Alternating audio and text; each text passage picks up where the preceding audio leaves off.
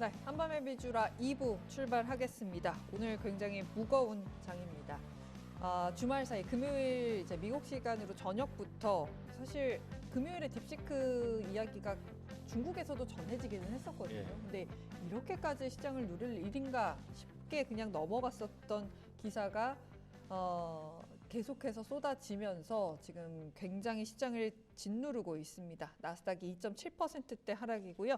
빅스 지수가 그래도 상승폭을 좀 줄였네요. 24% 급등으로 18.5위까지 지금 나타나면서 생각보다 더 낙폭을 키우지는 않는 것을 다행으로 여겨야 하는 걸까라는 생각이 듭니다. 엔비디아가 11%대 하락으로 126달러고요. 브로드컴도 11%대 하락세 멈춰 있습니다. AMD도 4%, 지금 퀄컴도 1% 하락이고요.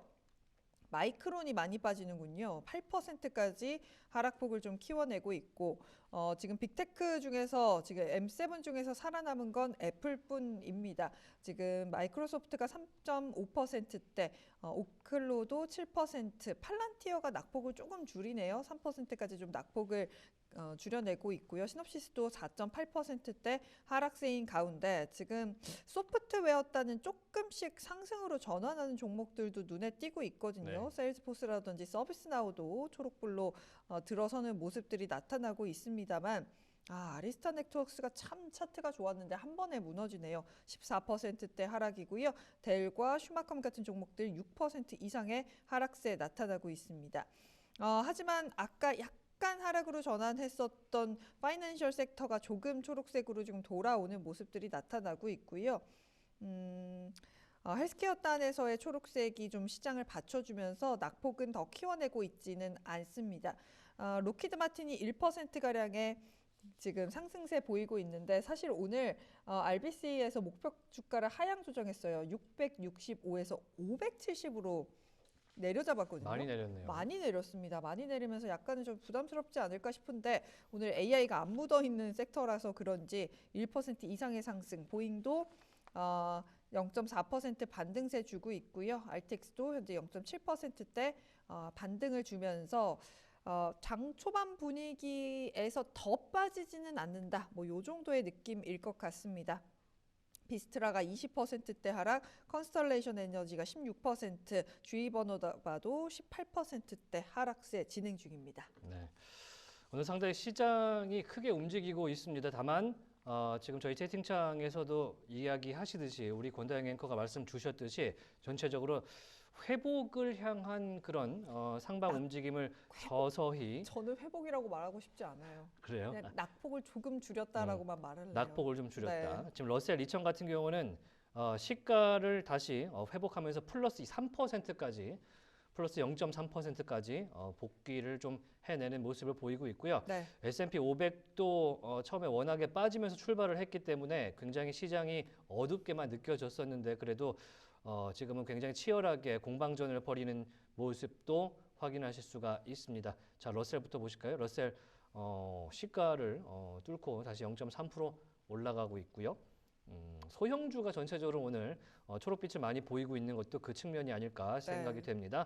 S&P 500은 여전히 마이너스 1.6% 정도 유지가 되는데 자, 시가가 2% 이상 빠지면서 출발을 했기 때문에 그래도 회복을 그나마 아니죠. 어떻게 낙폭을 줄였다? 낙폭을 좀 줄였다. 라고 말씀드릴 수 있겠습니다. 나스닥도 시가에 비해서는 조금 올라와 있지만 만족스럽지는 않습니다. 전혀 만족스럽지 않고요. 마이너스 2.8% 정도 움직이고 있습니다. 다우가 그나마 오늘 보험주 단에서의 선방이 좀 있기 때문에 0.3% 좀 못 미치는 수준으로 빠지고 있는데 상대적인 것이지 지금 흐름상으로는 지금 빅테크들이 매우 빠지고 있기 때문에 오후장까지 흐름을 보셔야 될 것 같습니다. 유나이티드 헬스그룹 그다음에 지금 엘러벤스 헬스라든지 지금 시그나라든지 CVS 헬스라든지 보험주 단이 오늘 전체적으로는 회복하는 모습을 좀 보이고 있습니다. 다가요. 오늘 지금 보험주 단의 목표 주가 상향이 좀 있었더라고요. 엘러벤스가 현재 2% 이상의 상승세 보이고 있는데 제프리스에서 목표 주가를 458달러에서 461달러로 뭐 많이는 아닙니다만 그래도 올려잡았다는 것에 좀 의의를 주면 좋을 것 같고요. HCA 헬스케어 같은 경우도 목표 주가 상향을 RBC에서 405달러 아니네요. 제가 잘못 확인했네요. 어쨌든 엘레반스 같은 경우는 목표 주가 상향이 좀 있었고 제가 다른 CBS 했던 것 같은데 어디 목표 주가 상향 리포트를 제가 봤던 걸 기억을 하는데 다시 한번 체크해서 말씀을 좀 드리도록 하겠습니다. 네. 목표 주가 상향 관련한 말씀을 네. 주셨으니까 네. 저희가 2부 초반에 애널리스트 콜들을 좀 미리 보고 그럴까요? 넘어가는 것도 좋을 것 같습니다. 네, 많이는 못 볼 맞습니다. 것 같고요. 네. CNBC 프로에서 제공하는 100일스 애널리스트 콜, 엔비디아, 애플, 테슬라, 오늘은 마벨 테크놀로지, MSFT, 마벨 봐야 메타, 되죠. 테이크투는 게임 관련주, GTA 6를 오늘 금년에 출시 대기하고 있고요.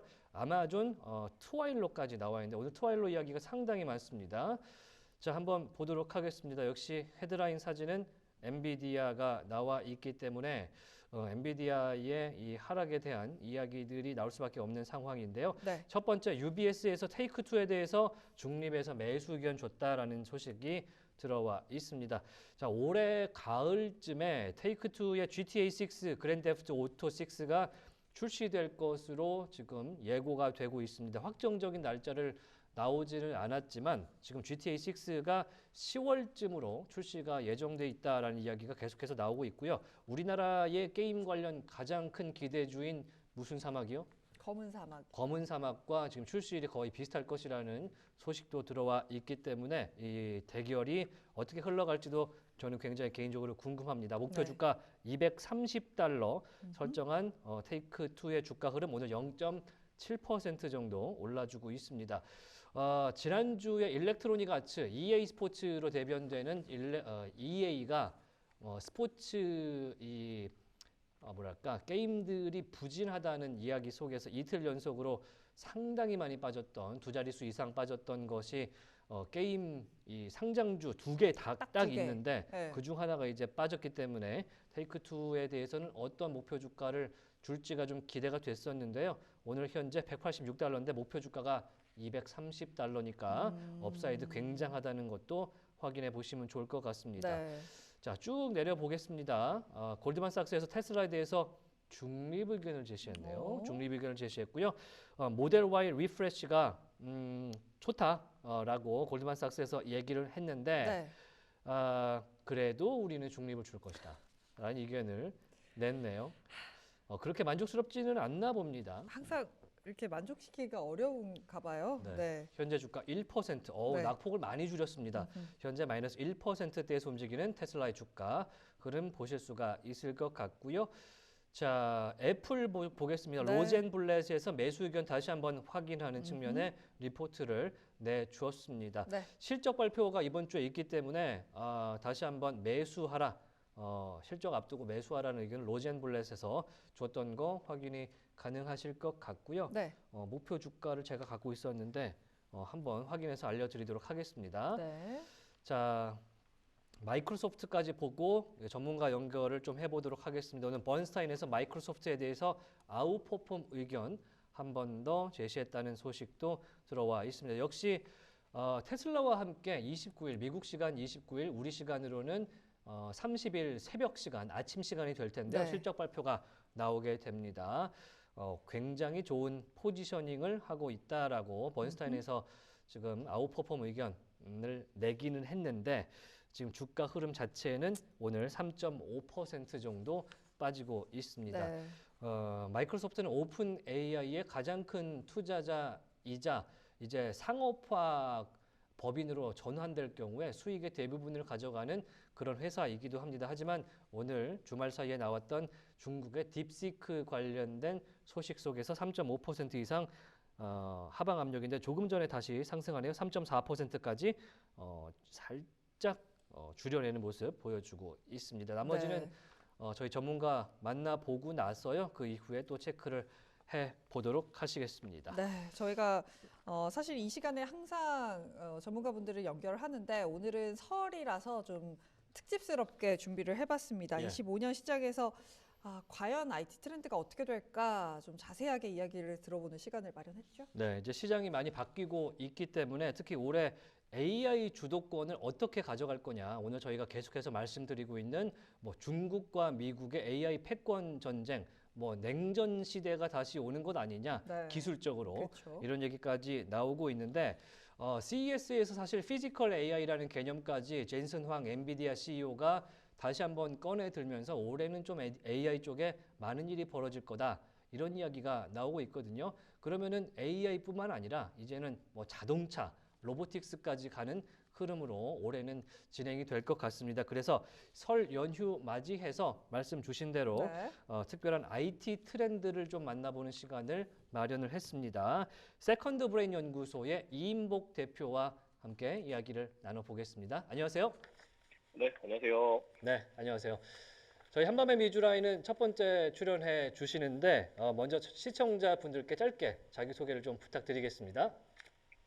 네, IT에 대한 이슈를 찾아서 보고 정리를 해서 강의하고 책, 유튜브 채널을 통해서 전하고 있습니다. 세컨드 브레인 연구소 이인복입니다. 반갑습니다. 네, 네. 뭐 일상 IT라는 지금 채널도 운영을 하시면서 굉장히 현장에 가까운 그런 이야기들을 전해주고 계신데 뭐 CES도 다녀오신 걸로 확인이 됩니다. 네, CES가 사실 미국 시장에서 매해 1월 초면 가장 화두가 됩니다. 올해 어떤 기술이 주목을 받을 것이냐. 많이들 주목을 하고 또 이번에는 AI, 젠슨 황이 대단한 지금 기조연설을 하면서 시장을 끌어올려주는 역할도 했었는데요. 올해 CES 2025 어떤 분위기였고 어떤 것들이 가장 눈에 띄셨을까요? 사실 이제 CES는 이제 매년 저희가 주목을 하는데 세계 3대 IT 쇼가 있죠. 1월 달에 열리는 게 라스베가스 CES, 3월 초에 스페인 바르셀로나 MWC, 마지막으로 이제 독일 그 이파라고 하는 행사가 있어요. 1월에 전 세계가 주목하는 이유가 말씀하셨던 대로 이 글로벌 리더들이 발표하는 키노트에서 어떤 얘기가 나올 거냐, 이게 한 가지가 있고, 두 번째가 기업들이 부스를 전시하는데 여기 뭔가 새로운 게 있을까, 이것 때문에 우리가 봅니다. 먼저 분위기를 이야기 드리면 코로나 이후로 해마다 좀 더 구체화되고 있어요. 그러니까 엄청난 비전을 1월 달에 얘기했던 거에서 이젠 조금씩 축소화되어서 올해 정말 무엇을 통해서 수익화시킬 것이냐, 이거를 좀 볼 수가 있습니다. 간단하게 예를 들어보게 되면 그 SK 같은 경우에는 작년까지 그 라스베가스의 명물 중에 스피어라는 게 있습니다. 이거를 본따서 미니 스피어하고요, UAM을 전시를 해서 사람들이 타볼 수 있도록 만들었었어요. 올해 역시 화려하지 않았었던 건 아닌데 그 앞에 대형 디스플레이들이 준비가 되어져 있고 이 혁신의 문이라는 게 촥 하고 열리게 되면은 그 안에 들어가서 AI 데이터 센서 그리고 AI 서비스 등을 볼 수 있게 만들어졌습니다. 보다 구체적으로 어떤 곳에 신경을 쓰고 수익화시킬 수 있을 것이냐. 그래서 참가하셨던 분들 중에서 뭔가 좀 기업들마다 와우하는 포인트를 기대했던 분들한테는 약간은 대기업들의 전시가 좀 밍밍해 보이고 재미없어 보이기도 했었을 겁니다. 네. 확실히 이제 대기업들은 이제 수익을 생각하지 않을 수 없는 그런 상황이기 때문에 좀 대규모의 그리고 대중적인 느낌의 제품들을 많이 가져온 걸로 그렇게 보이는데 매년 CES라든지 이런 대형 가전 전시회를 방문하시는 걸로 제가 알고 있는데 지난해에도 사실은 저와 만나서 AI가 이렇게 바뀌었다더라, 어떤 제품이 네. 나왔다더라, 이렇게 설명을 해 주시기도 하셨습니다. 올해 직접 CES를 좀 가보시니까 2024년 대비해서 2025년 뭐 뚜렷하게 좀 바뀐 게 있다라는 것을 좀 꼽자면 어떤 게 있었을까요? 이제 참관하시는 분들에 따라서 핫한 기술을 뽑는 건 다를 겁니다. 저 같은 경우에는 올해 대표적인 기업으로 그 오시코시라고 하는 기업이 상당히 관심이 좀 갔었어요.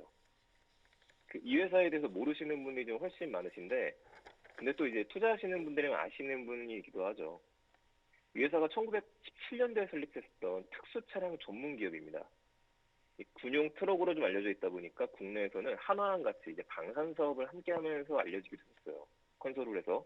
그런데 이제 올해 CES의 첫 데뷔를 하면서 소방차하고 쓰레기 수거 차량을 가지고 나왔습니다. 근데 이들의 슬로건이 너무 좋았었던 게 그 매일의 영웅들을 위한 기술이라는 슬로건을 가지고 왔어요. 근데 매일의 영웅들이 누구냐? 환경 미화원 분들, 그 소방관 분들, 경찰관 분들 이런 분들이 얘기를 합니다. 제가 인상 깊게 봤었던 것 중에 하나는 그 그 쓰레기통 수거 차량이었습니다. 측면에 로봇 암이 있어서 AI 기반으로 해서 앞에 있는 쓰레기통을 정확하게 잡아서 수거를 하는 거죠. 이렇게 진행이 되게 되면 그 우리나라 같은 경우에도 지금 환경미화원분들께서 해마다 사고가 굉장히 많은데 이 부분에 대한 해결이 될 수가 있습니다. 쓰레기를 배달하는 로봇도 좀 인상적이었었거든요. 이거는 이제 택배 로봇을 생각하시면 돼요. 몸이 불편하신 분들이 집 밖에 나가서 스마트폰을 들고 버튼 한번 누르게 되면은 마치 택배 로봇이 오는 것처럼 쓰레기 수거 로봇이 옵니다. 그럼 여기다가 뚜껑이 열리면 쓰레기를 담고 버튼을 누르면 되돌아가게 돼요. 근데 이거는 국내에서도 비슷한 사업들이 있어요.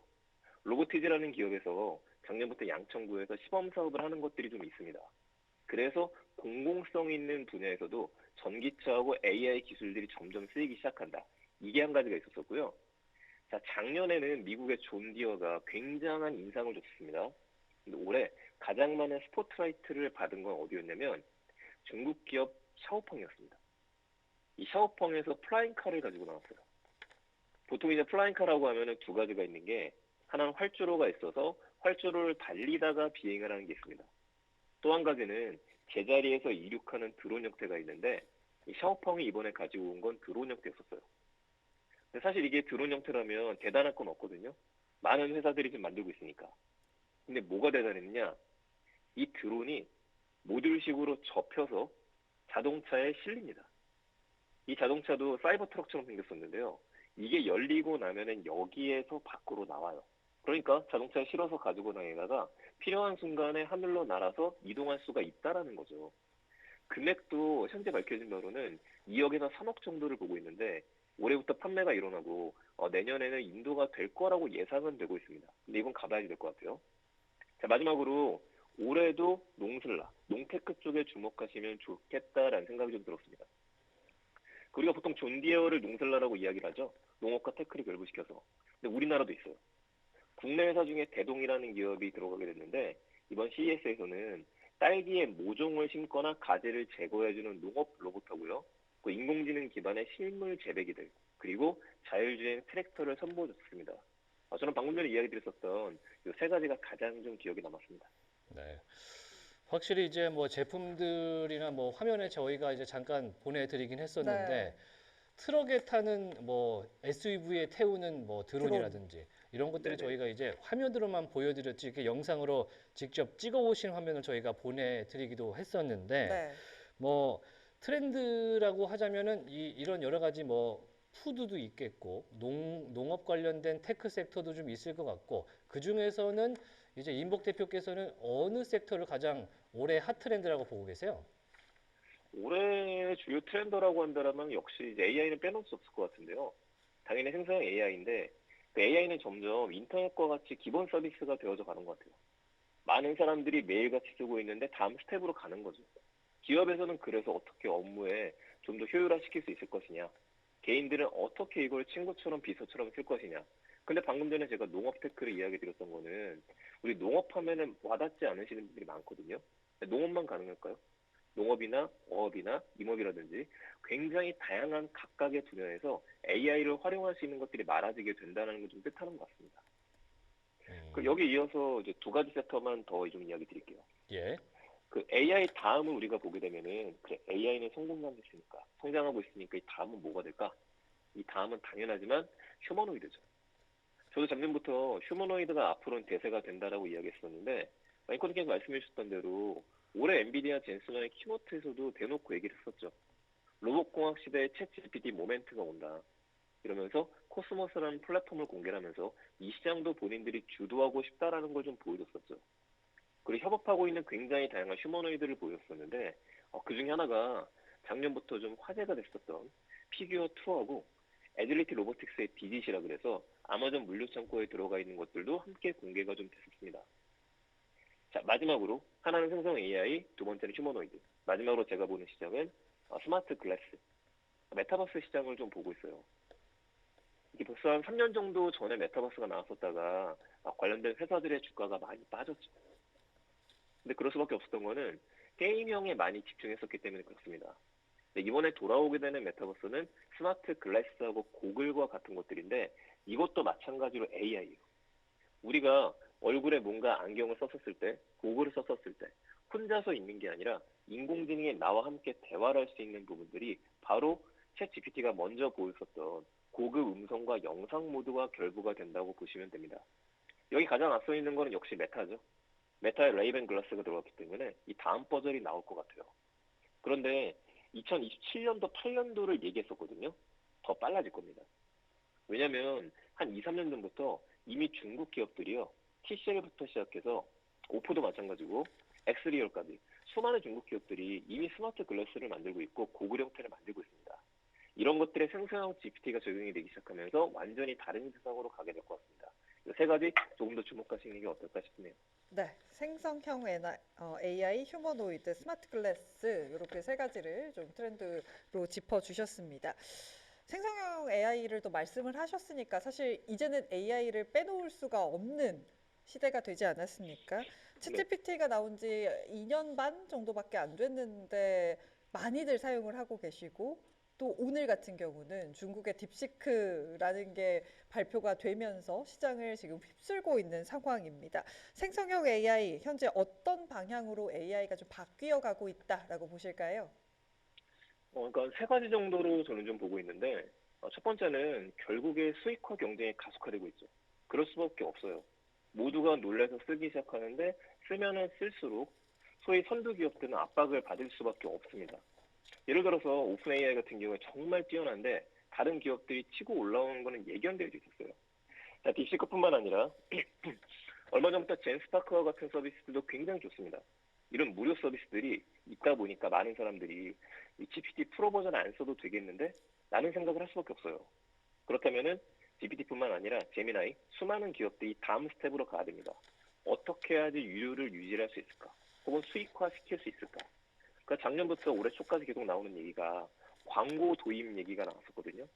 GPT에도 곧 광고가 들어가게 될 거다. 구글도 마찬가지일 겁니다.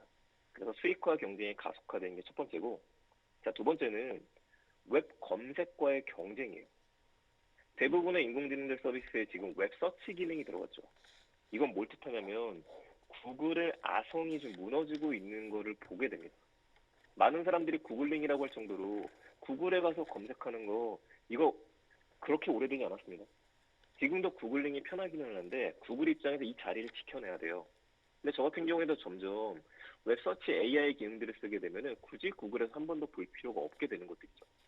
자, 네이버 같은 경우에도 네이버 큐라는 AI를 갖고 있는데 얼마 전부터 여러분들이 네이버에서 뭔가 검색을 할 때 검색 결과와 더불어서 네이버 큐가 요약 정리를 해줍니다.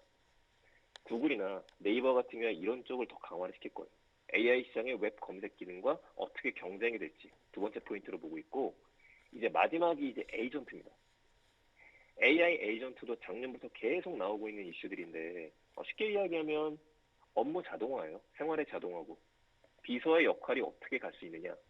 기업에서는 보다 전문성이 있기 때문에 에이전트라는 말을 쓰고 개인들 같은 경우에는 사실 우리를 도와줄 수 있는 친구, 컴패니언 정도로 보면 되는데 요즘 업계에서는 AI 에이전트로 용어를 좀 통합하는 느낌입니다.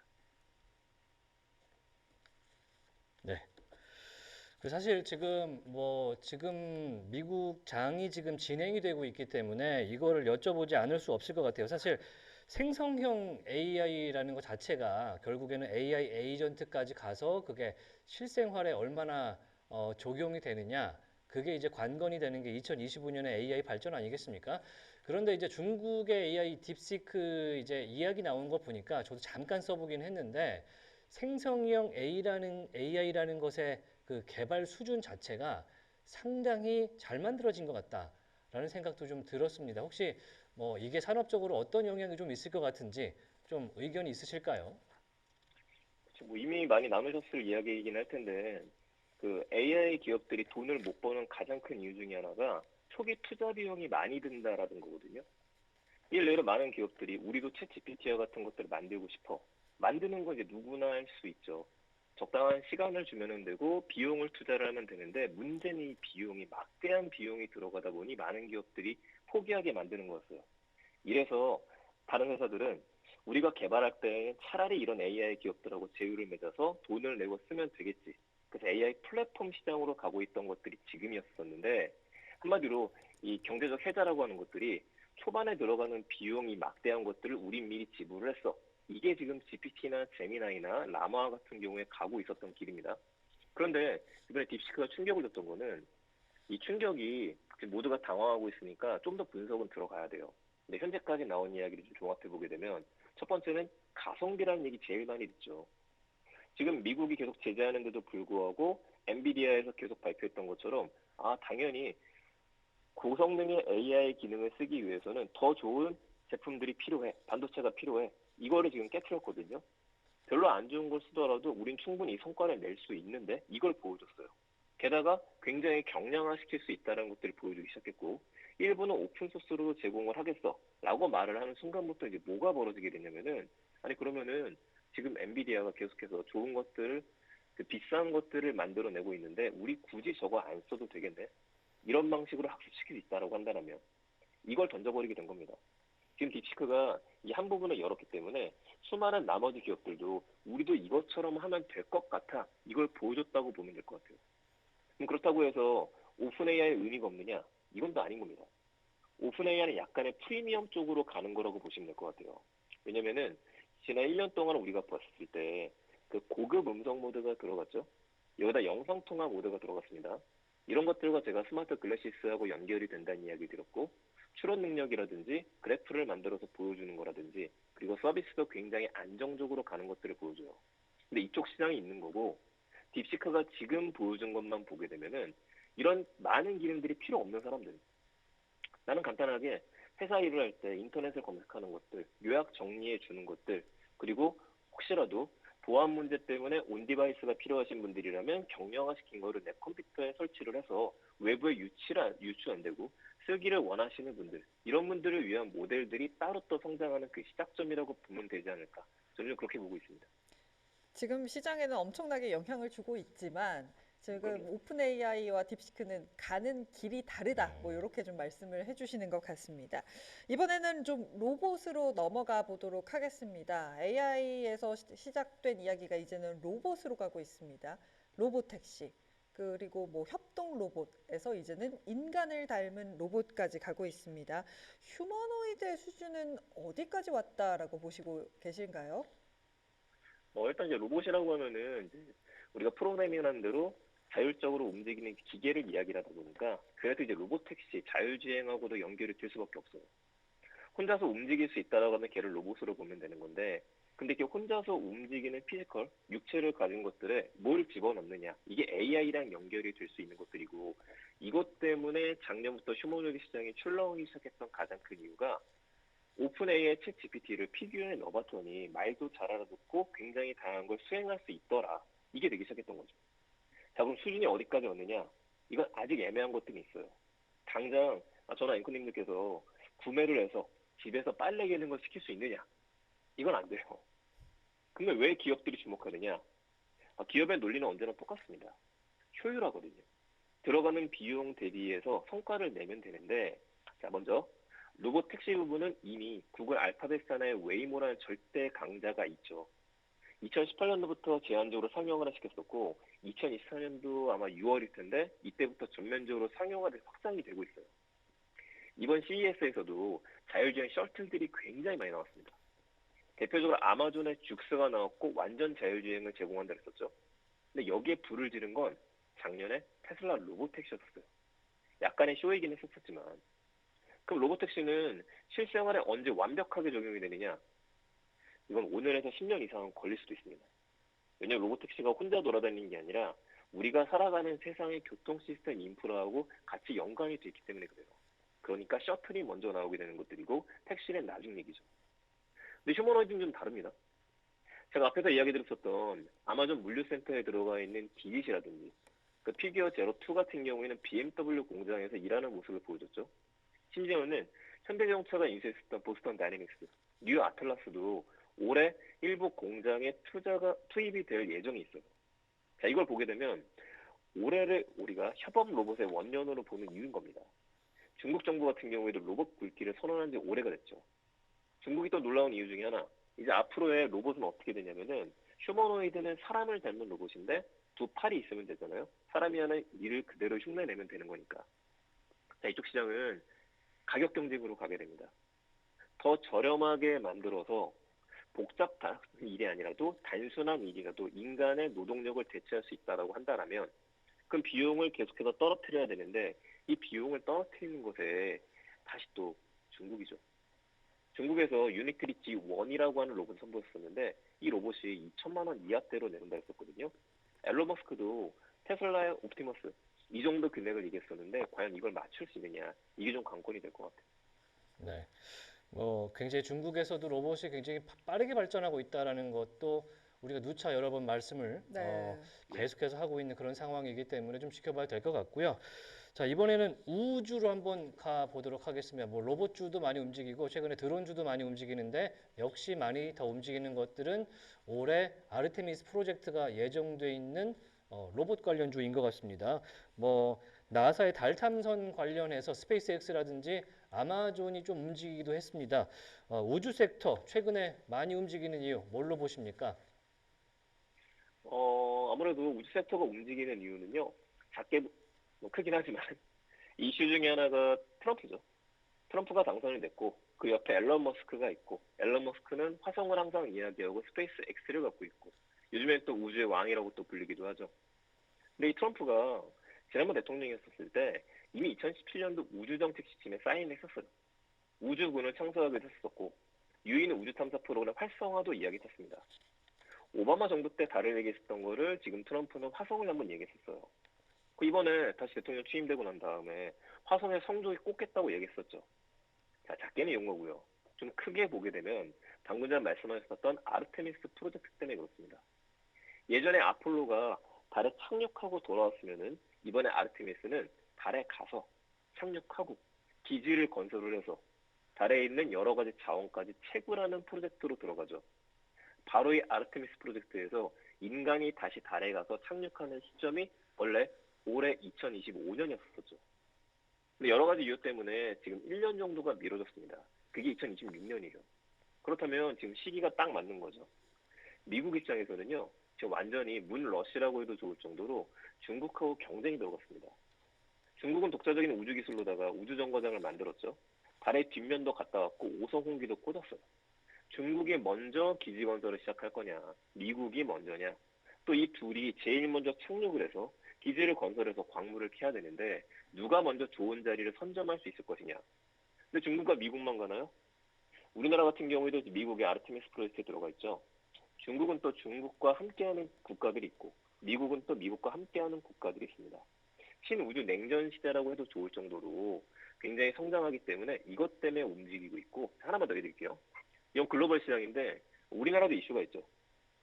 원래 이제 매년 조금씩 뒤로 밀리다가 드디어 올해 3월 아니면 그 이후에 앨런 머스크의 스타링크 코리아가 정식으로 서비스를 할 예정이 있죠. 스타링크가 된다고 하는 그 순간부터는 어디서든지 인터넷이 터지게 되어져 있고 우리가 쭉 이야기했었던 AI의 가장 기본도 인터넷 연결이 돼야지만 수많은 인프라를 쓸 수 있잖아요. 이것 때문에 함께 좀 주목해야 될 것 같습니다. 네.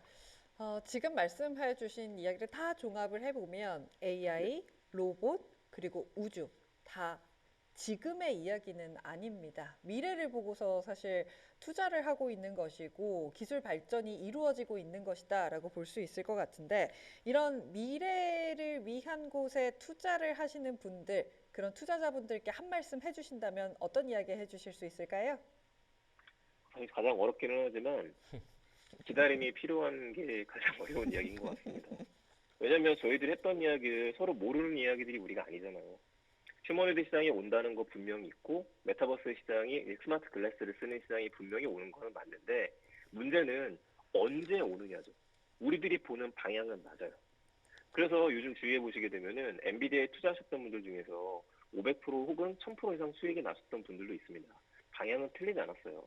근데 그걸 기다리게 됐었을 때 이제 기다리는 거에 대해서 우리가 투자할 수 있는 금액도 있어야 되고 그리고 이 기다리지 못해서 다른 쪽으로 옮겨가는 금액도 있어야 될 것 같습니다. 무슨 일이 벌어서 어떻게 될지 모르니까요. 이제 본인의 생각으로 투자는 판단하셔야겠지만 우리가 보는 방향은 맞다라고 하는 것들, 지금처럼 계속 관심을 기울여야 된다는 것들, 그거는 같이 한번 주의하고 생각했으면 좋겠습니다. 네.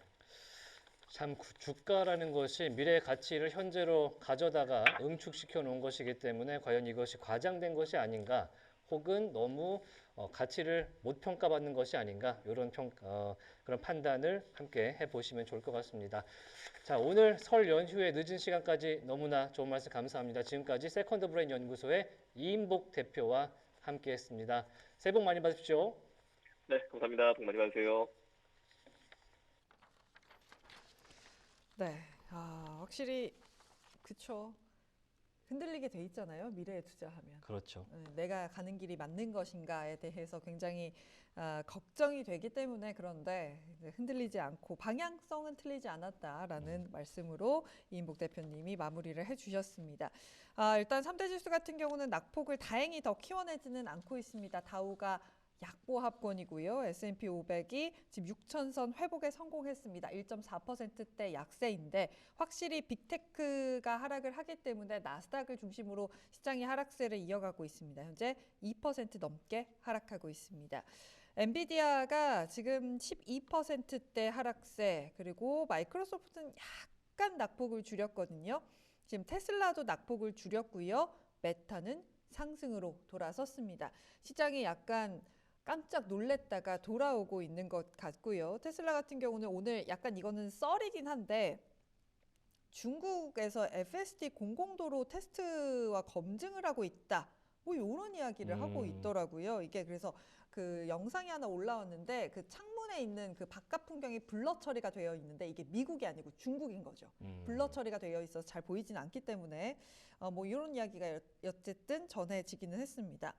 지금 확실히 메타라든지 지금 서비스단에서의 상승이 좀 나오고 있는데 상대적으로 그렇게 큰 영향이 없을 것이다라고 분석을 하는 건지 새로운 뉴스들은 사실 없습니다. 하지만 지금 상승으로 돌아섰고 그 폭을 키워낸다는 건 시장이 깜짝 놀랬지만 지금 하락할 종목과 아닐 종목, 이 딥시크의 영향에서 받을 종목과 받지 않을 종목에 대해서 좀 옥석 가리기를 열심히 하려고 하는 모습들이 나타난다라고 말씀을 드릴 수 있을 것 같습니다. 메타가 1% 가까이 지금 올려 붙여주고 있기 때문에 이런 부분들을 꼭 확인을 해보셔야 할 것 같고요. 퀄컴이라든지 AMD 같은 경우도 약간 낙폭 줄였고요. 하지만 엔비디아와 브로드컴 요 두 종목이 오늘은 가장 큰 타격을 받는다라고 보시면 될 것 같습니다. 참 이 딥시크가 뭐라고 말씀하시는 분들도 있더라고요. 어떻게 보면 더 많은 투자를 하게 될 수도 있는 건데 굳이 이런 반응을 해야 하냐라는 분석들도 있던데 어쨌든 오늘 장에서는 충격을 좀 해결하고 가야 하는 그런 상황인 것 같습니다. 네. 시장이 지금 딥시크라는 중국의 AI가 등장을 했다. 사실은 등장한 지는 좀 됐죠. 등장한 지는 지금 1년여 이상 된 걸로 알려지고 있기 때문에 그 이후에 가장 최신 버전인 R1이 지난 1월 20일 날 시장에 공개가 됐고 하필이면 이 중국의 딥시크가 내놓고 있는 방식이 이 오픈 AI가 하고 있는 폐쇄적인 방식이 아니고 이름은 오픈인데 오픈 AI는 소스를 코드를 공개를 하지는 않죠. 하지만 기트허브라는 개발자들이 상주하는 커뮤니티에 이 딥시크가 코드를 모두 공유를 해버렸습니다. 그래서 어느 회사든지 혹은 어느 개발자든지 이 딥시크의 코드를 가져다가 개조를 해서 중국산 AI 이 딥시크를 쓸 수 있도록 만든 것이 상당히 파격적이고 이것 때문에 시장이 훨씬 더 크게 동요하고 있다. 이런 얘기도 지금 나오고 있는 상황인데요. 지금 저는 오늘 이 이야기가 너무 커진 게 너무 속상한 게 실적 시즌이잖아요. 그래서 실적 시즌에 사실 지금 실적 스타트가 그렇게 나쁘지 않거든요. 오늘 소파이 같은 종목들도 실적 좋았는데 현재 8%가량 빠지고 있습니다. 팩트셋에서 좀 정리를 해놓은 거를 제가 가져와 봤어요. 간단하게 화면으로 함께 만나보시죠. 24일 기준입니다. 24일까지 실적을 발표한 S&P 500 기업들의 4분기 이익 증가율이 전년 동기 대비 12.7% 늘어났다라고 합니다. 연말 추정치가 11.8%였는데 이를 상회한 거고요. 그중에서도 파이낸셜 섹터가 50% 정도의 이익 증가율을 보이면서 연말 추정치를 전반적으로 끌어올리는 모습입니다. 여기 보이실지 모르겠는데 여기가 파이낸셜 부분이고요. 예상치가 39% 증가였는데 49% 증가를 했습니다. 커뮤니케이션 쪽, 뭐 인포메이션 테크놀로지다 그렇습니다만 에너지 단에서는 사실 실적이 좋지는 않았고요. 인더스트리얼이라든지 컨슈머 쪽은 약간은 실적이 줄어들었습니다만 그래도 전반적으로 실적 스타트를 잘 끊었기 때문에 트럼프 효과에 실적 효과에 1월장이 좀 잘 갈 수 있는 그 토대가 될 수 있었거든요. 네. 근데 지금 오늘 엔비디아가 12%, 13% 빠져버리니까 굉장히 좀 기운은 빠지네요. 네. 이 기운이 빠지는 정도가 아니고 지금 워낙에 크게 빠졌기 때문에 지금 블룸버그 같은 경우는 네, 지금 역사에 남을 그런 하락이다. 딥시크로 인한 그런 아. 손해다라는 아. 식으로 지금 이야기를 하고 있는 측면도 있거든요. 네, 지금 엄청나게 많은 지금 하락세를 겪고 있는 오늘의 마켓캡이고 마켓캡 로스가 오늘 4,650억 달러, 4,600억 달러 규모의 시총이 사라지는 그런 날로 기록이 될 것이다. 이런 이야기를 블룸버그에서 하고 있습니다. 블랙 먼데이네요. 지금까지 가장 많은 그 시총을 잃어버렸던 것이 지난 2024년 작년에 9월 3일에 있었던 2,790억 달러의 시가총액 손실이 있었는데 그 이후에 거의 1.5배 이상의 시총이 날아가는 그런 오늘의 상황을 맞이하고 있습니다. 네, 지금 엔비디아가 좀 상승을 하면서 만회를 좀 해줘야 네, 사실은 그쵸. 반도체 단에 있는 에브고라든지 AMD가 같이 조금 반등을 반등. 할 수 있을 것 같은데요.